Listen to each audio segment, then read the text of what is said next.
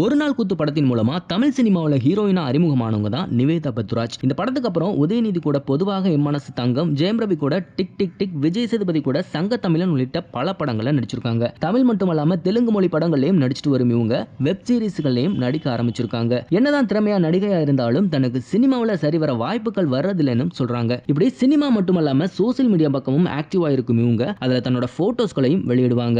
ரீசெண்டா ஒரு யூடியூப் சேனலுக்கு பேட்டி கொடுத்த இவங்க அதுல நான் என்ன நெகட்டிவ் நினைச்சாலும் அது அப்படியே நடந்துரும்னு சொல்லியிருக்காங்க. அதாவது என்னோட பாய் ஃப்ரெண்ட் என்ன ஏமாத்திடுவான், என்ன சீட் பண்ண போறான்னு நினைச்சேன், ஆனா அது நடந்துருச்சு, என்னோட பாய் ஃப்ரெண்ட் உண்மையாவே என்ன ஏமாத்திட்டான்னு சொல்லியிருக்காங்க. இவங்க கொடுத்த பேட்டியை பார்த்த ரசிகர்கள் நிவேதா பத்ராஜோட பாய் ஃப்ரெண்ட் யாரா இருக்கும்னு கேள்வி எழுப்ப ஆரம்பிச்சிருக்காங்க. அது மட்டும் இல்ல, அந்த பேட்டியில பாலிவுட் நடிகைகள் பிளாஸ்டிக் சர்ஜரி செஞ்சுக்கிறது போல எனக்கு செஞ்சுக்க விருப்பம் இல்ல, என்னோட அழகு எப்படி இருக்கோ அதை சீராவும் சிறப்பாவும் மெயின்டைன் பண்ணாலே போதும்னு அந்த பேட்டியில சொல்லியிருக்காங்க. இது மாதிரியான சினிமா நியூஸ் பத்தின அப்டேட்டுகளை நீங்க உடனுக்குடன் தெரிஞ்சுக்கணும்னா மறக்காம நம்ம சினி மாடல் சேனலை சப்ஸ்கிரைப் பண்ணிக்கோங்க.